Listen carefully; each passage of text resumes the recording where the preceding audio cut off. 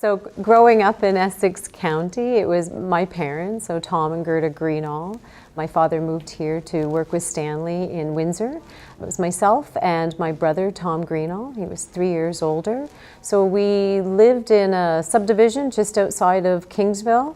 So my decision to go into early childhood education, I started in high school. One of my first jobs was working for the YMCA in Windsor. So I worked as a summertime counselor, and both at the Y located in Windsor and at Camp Henry at Point Pelee. So after high school, I did have a brief moment of going and learning sign language.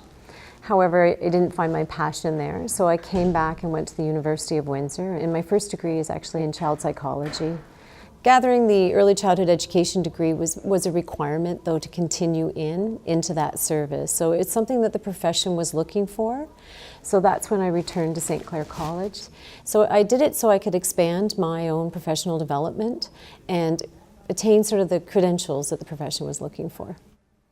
After St. Clair College, my family, so that would have been my husband and my children and I, we've actually moved back to Kingsville, and an opportunity came available to work with the Essex County Library System. So I started with Essex County Library as a branch assistant, and I was there for 8 years, and during that time is when I decided to go back to school again, and another local school, Wayne State University, is where I received my MLIS.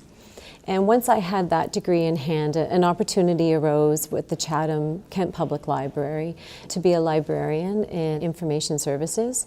So I took that opportunity and went to try that role, and ended up staying there for 5 years. So I've always sort of had the undergrounds or the supports that ECE provided me throughout my work life.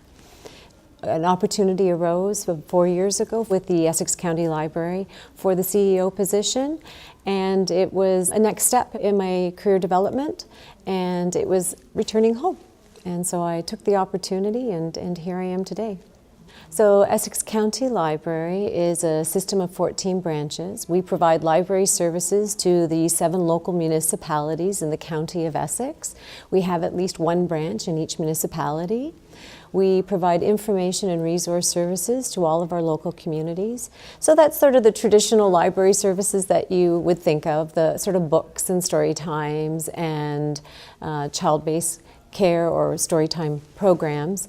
But in the last few years, you've probably seen a change in library services where the focus is understanding on digital literacy or transliteracy. So we understand that our community now needs support in information services, but through a digital means. And we're just sort of understanding that learning and development is taking on a new role, and our staff seem to be a little hesitant, but up for the challenge to provide that service to our community.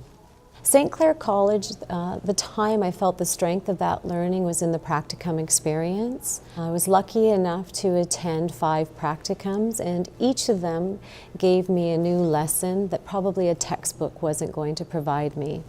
At the time, St. Clair had its own early childhood education resource center, and the practitioners that worked there had a passion for the job that they were providing, and they taught that passion. So they were still holding on to skills that they once learned, but they were always eager and willing to continue to learn new ways of delivering services and caring for children. And my family today, I have a son who's 24, Logan. He's in Ottawa and off developing his own career and his own journey in life. I have a younger son, Nathan, who too is also just beginning his journey and seeking where he'd like to go into life.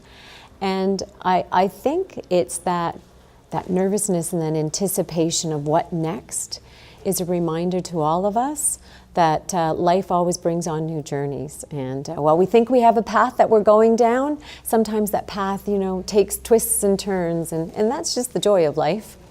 And then I have a wonderful, supportive husband, Don Shropshire. He's also in municipal services in the city of Chatham, and he's very grounding. And he understands sort of the demands of the job that I do, and so he's able to provide that support and understanding and care. It's always nice to have that at home, to know that you have a supportive family behind you. So when days get rough, you have sort of the care at home to lead you through.